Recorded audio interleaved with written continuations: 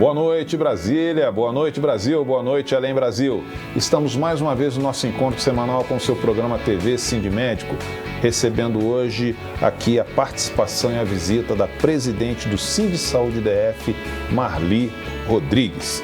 Nós vamos falar de tudo isso que está acontecendo e, acima de tudo, ouvir a nossa presidente sobre o que ela tem a dizer. Eu vou dar o meu primeiro boa noite, como o nosso tempo é limitado. Presidente, boa noite. Olá, boa noite. Muito obrigada pela oportunidade aqui na TV Sindmédico. Eu vou lhe perguntar, qual foi a motivação para começar as suas investigações?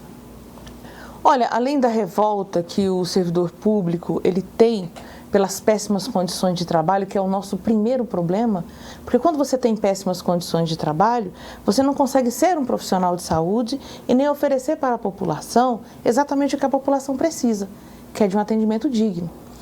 Então, nós fazemos o sindicalismo há muitos anos e cansamos de fazer o sindicalismo de varejo. Por quê? Porque brigávamos até então, por exemplo, por um tomógrafo que estava quebrado há muito tempo, o raio-x que não funciona, a medicação que não tem.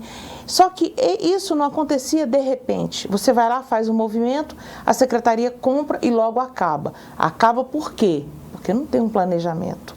E por que quebra então as máquinas? E não se repõe, e não tem contrato de manutenção, e as caldeiras não funcionam, e falta roupa, e pacientes na fila, e pacientes morrendo, e a fila da UTI o tempo todo, a fila da regulação só crescendo, e o governo não paga as UTIs, e você tem 80 leitos fechados, e concurso não se chama, alguma coisa está errada. Claro. Então nós paramos de fazer sindicalismo de varejo e vamos saber por que as coisas estão acontecendo.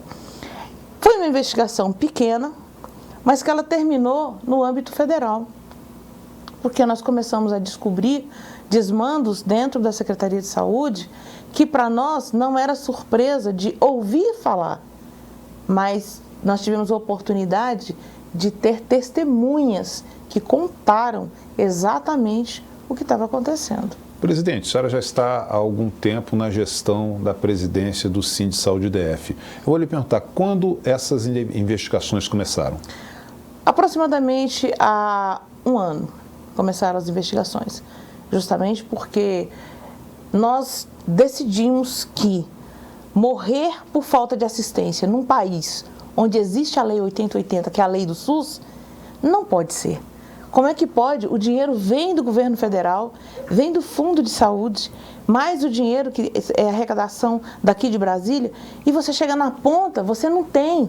E para o profissional de saúde é frustrante. Para o profissional de saúde é que sobra a palavra não. É você dizer assim, não tem raio-x, não tem tomógrafo, não tem como operar, não tem como atender, não tem onde internar. Isso sobra para o profissional de saúde.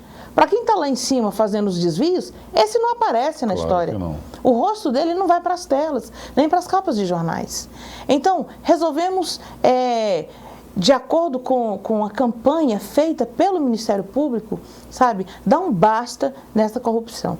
E aí nós entramos para contribuir. Só que nós não sabíamos que as coisas eram tão complicadas e tão grandes assim. E que muitas mortes poderiam ter sido evitadas, vacinas poderiam ter chegado, a cobertura da atenção primária ela poderia ser diferente. Aí nós começamos a ouvir jargões como, por exemplo, esse modelo não dá certo. Aí você pergunta, que modelo? Se você tem 27% apenas da atenção primária, você tem 27% de cobertura. Então você condena o modelo inteiro com 27% apenas. Não tem como você fazer isso. Então algo está errado. E começamos então a investigar, mas de forma muito sigilosa, de forma muito orientada por profissionais capacitados. O grande problema foi o vazamento dos áudios. Esse aí realmente foi um problema enorme que deixou a todos nós muito atordoados. Nós vamos chegar até lá. São 20h10, horário de Brasília, estamos ao vivo aqui no seu programa TV Sindmédico, conversando hoje com a presidente do Sindsaúde DF, Marli Rodrigues. Você que está assistindo o nosso programa aqui pelo Facebook, aproveite, compartilhe, mande para alguém interessado, mande para outra pessoa, mas compartilhe, viralize esta ideia. Presidente, a senhora estava falando a questão dos vazamentos, mas antes eu vou lhe perguntar, que reação a senhora tem recebido, assim, das pessoas, de uma forma geral, depois que as gravações se tornaram públicas? Olha, foi incrível. Eu primeiro tomei um choque, né, com as gravações, porque até então elas eram sigilosas. Sim. E nós trabalhávamos em cima dos três mapas que nós tínhamos. E, para nossa surpresa, quando vazou, meu Deus do céu, foi assim, um Deus nos acuda, o que está acontecendo, né? E nós sabíamos que era um trabalho nosso. Mas, quando vazou o áudio do vice-governador dizendo que ele sabia dos 10%, que ele tinha conhecimento dos 10%, e aí não tinha essa história de Marcelo Radical, empresário que foi não sei aonde, não existia isso não. Ele disse claramente, e disse para mim, e está gravado, e aí pode periciar e ouvir. Ele disse, não, eu sei de 10% na fazenda. Eu falei, opa, começamos a descobrir algo, porque ali se tratava de uma autoridade falando, né, que sabia de 10%. Eu fiquei tão chocada quanto os outros que estavam na sala, né? E aí, as pessoas de lá para cá, nós começamos a receber muito apoio dos servidores, apoio da população, apoio principalmente de quem precisa da rede pública, quem precisa do SUS. Existem 9.000 crianças na fila de neuropediatria, aguardando atendimento. Isso é normal onde tem SUS? Isso é normal onde existe recurso público? Isso não pode ser normal. Presidente Marli, na contramão da sua fala, o governador Rodrigo Hollenberg, ele fala num complô das entidades sindicais contra a pessoa dele. O levantamento que a senhora fez, tem participação de outros sindicatos? Não, não tem participação de outros sindicatos. Não tem participação. O governador, infelizmente, ele tem uma grande dificuldade em lidar com a verdade, né? Ele mais parece um maquiador do que propriamente um governador.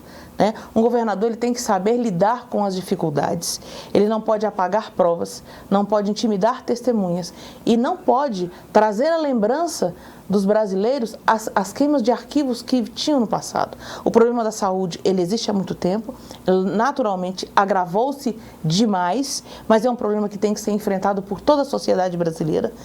Agora, tem que socorrer agora.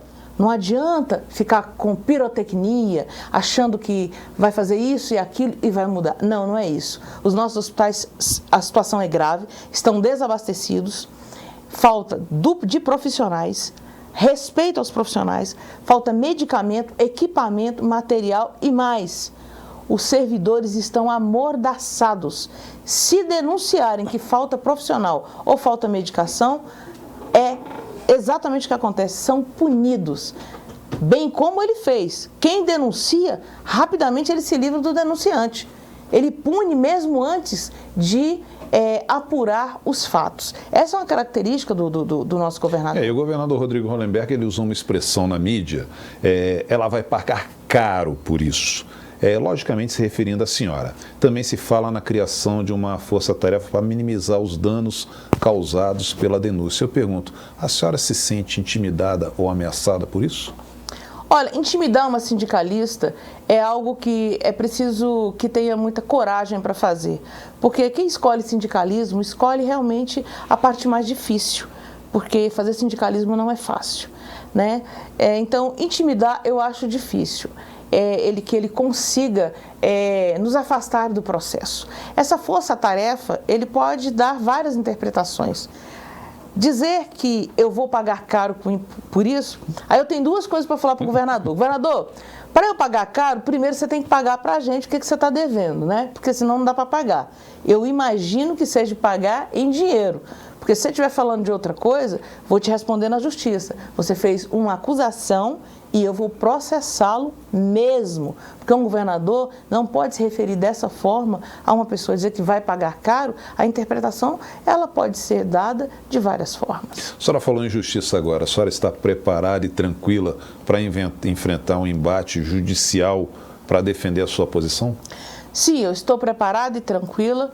Da forma que o governo foi à Justiça para solicitar que a minha oitiva na CPI fosse aberta, eu também tenho coragem de dizer para o governo que eu estou preparada juridicamente e tenho certeza que terei muito apoio da população e do povo que quer que os hospitais funcionem, que Brasília tenha uma saúde de verdade, que o povo brasileiro tenha o mínimo de respeito e que nós lutamos pelo fim da maquiagem. E nos tribunais nós vamos discutir em todas as esferas com o governador Rodrigo Hollenberg, que eu tenho certeza que será processado por crime de responsabilidade.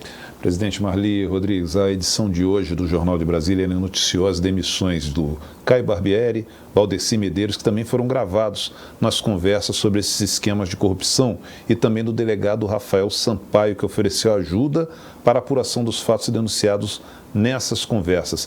Como a senhora encara essas demissões?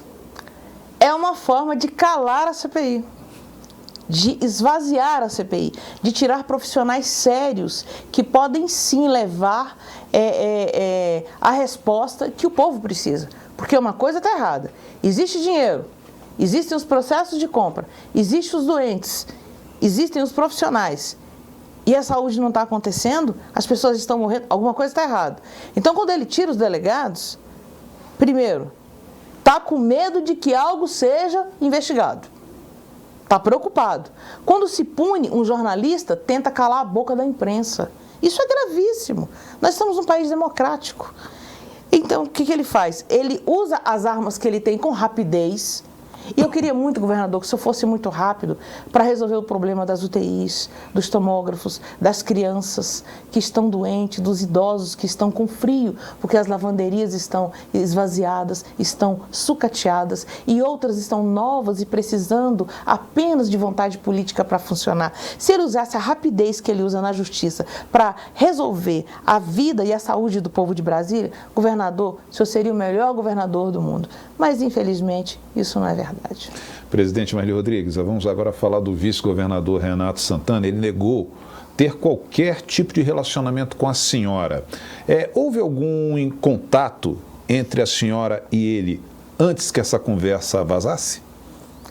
Sim, o vice-governador, eu o conheço e ele disse que não teve nenhum contato comigo, me tratou como se eu fosse absolutamente uma pessoa estranha. Isso não é verdade.